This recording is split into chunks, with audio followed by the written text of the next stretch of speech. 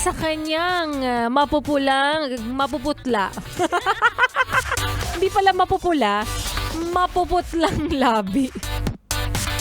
No? Kasi nga dumating na ang araw na iyong pinakahihintay, ang araw ng iyong paglulustay, ang araw ng sweldo. Palakpakan mo naman ang sarili mo, yes friend. Deserve mo yan, oo. Kaya sige, gastusin mo yan, lustayin mo ang pera na deserve mo lang naman na gastusin, no? Ipamper mo ang sarili mo dahil mamaya iiyak ka na kapag hinati-hati mo na yan sa bayarin. Pero syempre, kahit feeling mo, yes, pre, na nabuhay ka na lang sa mundong ito, o kaya naman na inabubuhay ka na lang sa mundong ibabaw para magbayad ng bills. Which is true naman, hindi lang basta pakiramdam. Magsubi ka naman para sa sarili mo, di ba? Magtira ka naman, magtabi ka naman para sa sarili mo. Ano pat napagod ka, nagkasakit ka, nag-overtime ka, tapos hindi ka man lang makapagbigay para sa sarili mo, not unless talagang magastos ka at marami ka talagang babayaran. Deserve mo lang pala na maghirap, charot. Diba? Di kapag naubos, ano bang gagawin? Kumayod ka na lang ulit. Magtrabaho ka na lang ulit. Diba? Sabi ko nga kayod lang ng kayod. Hanggat hindi ka pa nagiging gata. Hindi nagiging gata. Alam mo, napapaisip ka rin ba? Napapaisip ka rin ba, yes, friend? Baka dati kang nyog sa past life mo kasi wala ka tigil sa pagkayod Kayod lang ng kayod. Bukod sa kayod ka lang ng kayod hanggang ikaw ay maging gata. Paalala ni Laika Barista, kayod lang ng kayod hanggat hindi ka pa nagiging puntod. Charot. Maayong hapong muli sa mga maot at guwapa na yes friend natin. Kasama nyo na nga kakwentuhan, kachismisan at kaututang dila rin ngayon pong araw ng Friday. DJ Laika Barista from 3 to 6 p.m. dito pa rin sa iyong paboritong istasyon, nakabonding ang 101.1 Yes FM.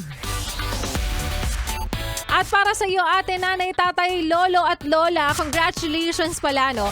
Sa lahat ng mga nabigyan, nabiyayaan, nakatanggap ng something from 101.1 Yes FM. Kasi kanina nandyan ako, tumambay ako, nag-ikot-ikot ako, nag-barker na rin ako, dyan sa may bandang monumento. Oo, sa parte ng monumento na yan, ayan. Ang sasaya ng mga taga-monumento. Mga mahilig sumali at mga mahilig sa pera. mga nangangailangan, mga hashtag alipin ng salapi tulad ni Laika Barista. Congratulations sa inyong lahat, no? At para sa iyo, Kuya Driver, nako, alam ko sinasabi mo sa mga oras na to, para na lang ba sa kanila? Wala ba yung para sa amin naman, Laika Barista? Nako, Kuya Driver, abangan mo ang paparating na kasing-kasing para sa'yo, mahal na Kuya Driver ko, dahil magbabalik na ang papremyo namin para sa inyo, kaya tune in ka lang palagi. Baka naman kasi kung hindi ka pinalad sa mga nakaraang pagkakataon, yes friend, Kuya Driver, baka heto na. Oo, heto na ang iyong pagkakataon para makatanggap ng papremyo mula sa 101.1 Yes FM. Kaya naman, ang paulit-ulit lang namin sinasabi dito, kuya, ate, nanay, tatay, lolo at lola, huwag ka nang maglipat ng stasyon. Yun lang naman yung lambing namin. Huwag mo nang ilipat ang iyong talapihitan sa kalaban dahil mamaya magbabalik po si Laika Barista at sa aking pagbabalik.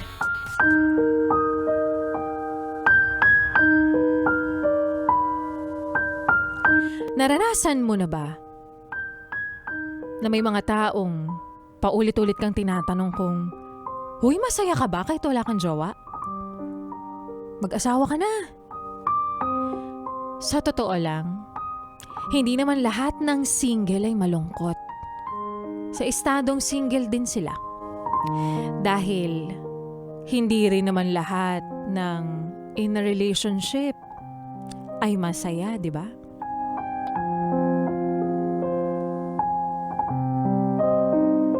At yan nga, yes, pre, ng kwento na ating mapapakinggan mamaya sa aking pagbabalik para po sa ating